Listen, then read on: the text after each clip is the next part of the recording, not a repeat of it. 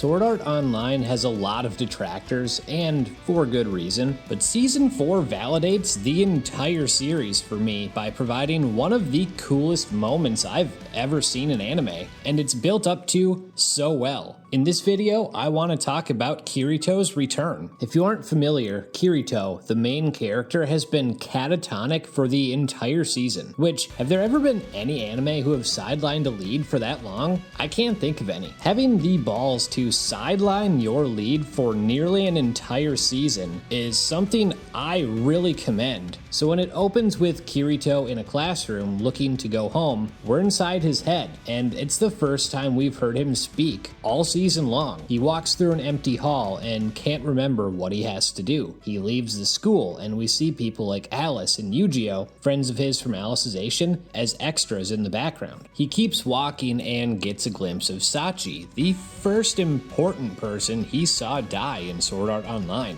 Before we leave his head and cut to where we've been for the last 17 episodes, the battlefield and Alicization. Prince of Hell is using his OP abilities to manipulate all the outside gamers, and it's total chaos. They're killing each other and others within the game. Turns out Prince of Hell is trying to goad Kirito into waking up so he can put him down for good. Asuna is on her knees, no, not like that, and seems to have lost all hope. She's about to give up, only for a vision of Yuki to appear and tell her she can do it. Yuki, continuing to push Asuna forward, despite passing away in Season 2, hits really hard, and it's an amazing callback. Asuna gets her second wind and saves a soldier from Prince of Hell. Alright, that's getting annoying to say. We're just gonna call him Po from now on. When it looks like Asuna is about to take a huge blow from Po, I really liked how she used her goddess ability to screw up his footing, making him miss. I thought that was clever. He reiterates he's trying to kill Kirito, and he almost comes off like an obsessed fan, where he says he loves Kirito because he's an incorruptible true hero, and that makes it more fun for him. The fight between them continues, and Asuna simply isn't a match for him. Her doubt and fear creeps back in, and guess what? We get Yuki's spirit one more time, and this time, Asuna is going to channel her energy into her attack. She dons angel wings, and together they grab her sword and use Yuki's trademark 11-hit move, which we've never seen Asuna use before,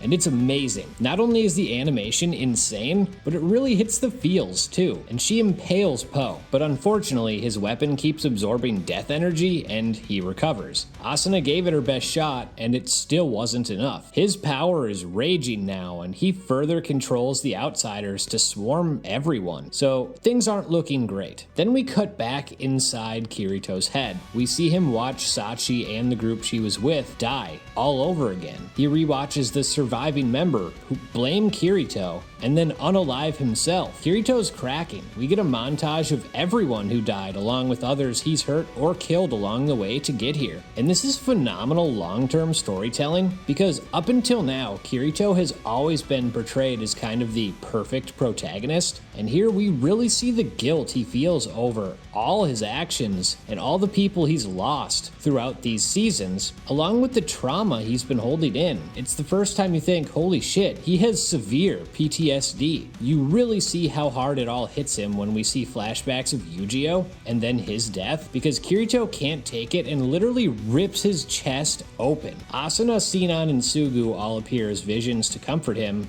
but he says he doesn't deserve it. He reaches inside his chest and grasps his heart and begins to squeeze it. It's as dark as we've ever seen this show get. Then a vision of Yu-Gi-Oh! Appears alongside the girls. He tells Kirito that memories live forever. This is how he lives on. Kirito asks him, is it okay to get back up and move on? To which Yu-Gi-Oh! Responds, yes. Everyone is waiting. And it makes so much sense that the one close friend who died is the one who was able to bring Kirito back. He loves Asuna and the others, but they're still alive. He needed Yu-Gi-Oh!, someone he believes he's failed, to be the one to revive his sense of purpose. And also relate that as long as Kirito lives, Yu-Gi-Oh! Will live on through him. It's really well handled. Like I said earlier, things on the battlefield are not going well. Asuna is crawling towards Kirito, and someone comes for her. Then we hear advanced armament, spoken simultaneously by Kirito and Yu-Gi-Oh!, which was a beautiful touch, and the entire battlefield freezes. Po breaks out of the ice and runs for Asuna and the others, only for a giant energy shield to protect them. It cuts back, and Kirito gets up and walks towards it, and it connects with his hand. The main character is back, and it was hype as hell. And then we're able to give him not only an epic return, but one that gave us an insight to the trauma he's been hiding all along.